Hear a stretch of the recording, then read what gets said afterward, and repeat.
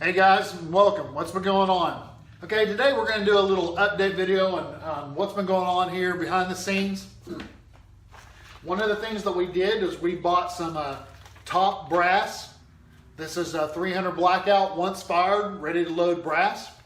We bought this so we could test it out, so we're going to have not only the cases that we cut, but the cases to reload of the good once fired actual 300 blackout brass.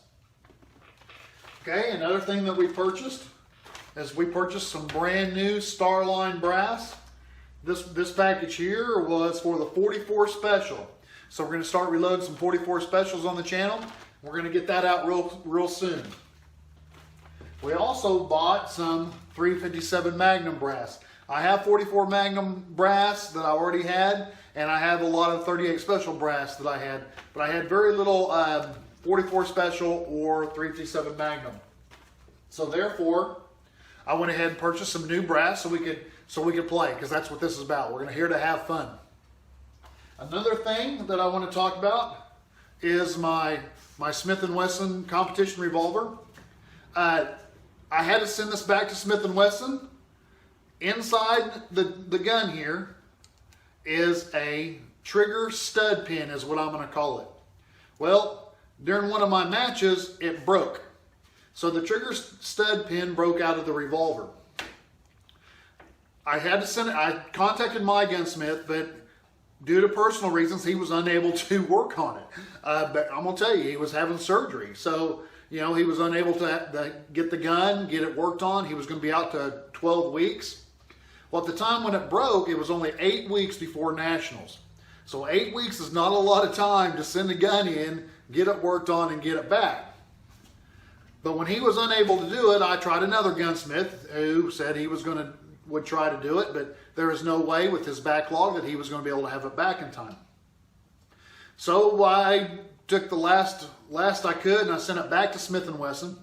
Well, when Smith & Wesson received the firearm, there was a conflict because of all the work that I've had done on the internal, that it voided the warranty, which was not a big deal. But I asked them, can they fix it? And they said, sure. Well, they had it for 3 weeks after back and forth calling them, I basically said, are you going to fix it or not? This gun has to be used in Nationals. And they said from then, it was going to be another 10 weeks or so, which means there would have been no way that I would have this back for Nationals.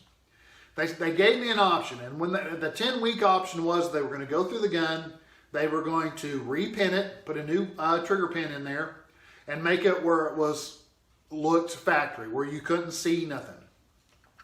And then they gave me another option, which was to drill a hole through the side of the frame and put the trigger pin in through the side. They said if they did that, they could have a real fast turnaround. Well, at that point, I had no choice. It was either shoot this gun in Nationals or use my backup gun, and my backup gun is just not an option. So I told them to drill it.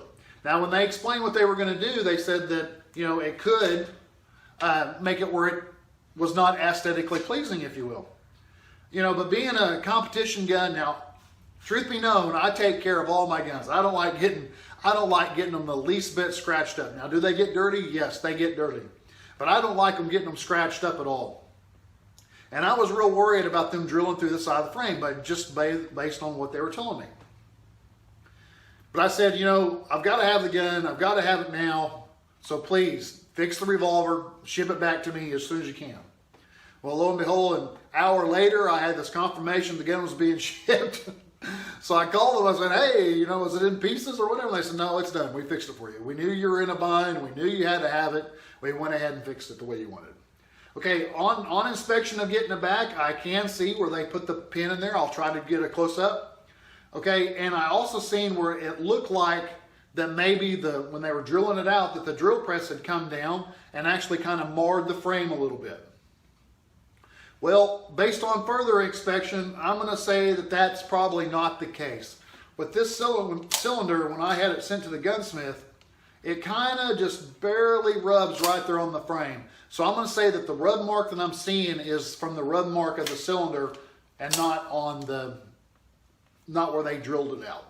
So I think they did a good job. I'm glad to have it back. So far, through practice and test rounds. I've already shot about 500 rounds back through it to test it to make sure it's working. I've taken it apart to make sure that everything's holding it up, and it's doing a great job. So I appreciate Smith & Wesson for doing what they did. Okay, we're going to try to get a close-up of this. We're going to get up here and see if you all can see it. But right here is where they drilled it out, and they put this pin in there.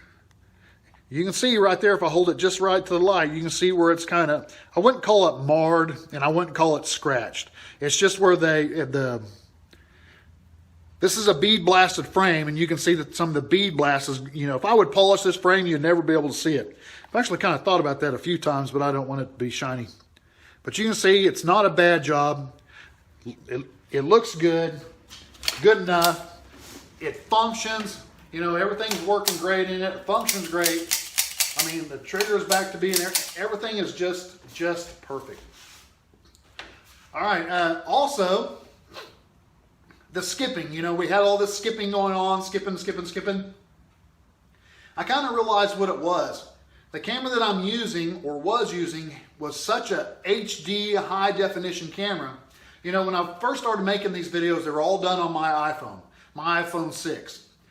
So, I would record with it, and it worked great. So I decided I'm going to spend some money. I'm going to upgrade my software. I'm going to make it right. Well, when I did that, I started using my home camera, the one we use for the house. And it's like a 16 megapixel. Well, with that super H quality 4K, whatever it is, that it was causing the skipping. And that's what every time you would see a cut in the video, you would hear the skipping. Well, on my iPhone, it didn't do that.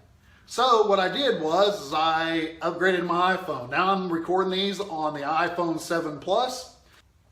So therefore, I can kind of see and make sure that I'm in camera, make sure that we're in focus. But yes, I had gone back to an iPhone. Hopefully this iPhone won't cause the skipping. It's a little bit better quality video than on the iPhone 6. So that's what we're going to use now. Watch for the skipping. We'll see if it's going to happen.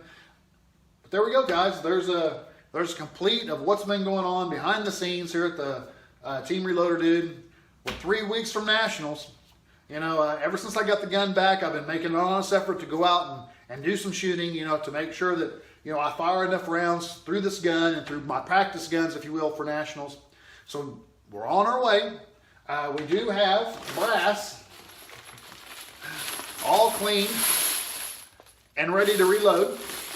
So that's the actual brass that I'm going to use for Nationals. We have what we call range brass. This here is Remington brass. The Remington brass seems to work better in the revolvers. And what I mean by that is it goes into the moon clips and comes out of the moon clips the easiest. And so therefore, I bought all new brass. Now these here are once fired, twice fired Remington brass, but they're still good. About every other year or so, I buy brand new Remington brass, and that way I have nothing but the best going through the gun during Nationals or Regionals or even state. All right, guys, there's the video day. I appreciate y'all watching. Thank you.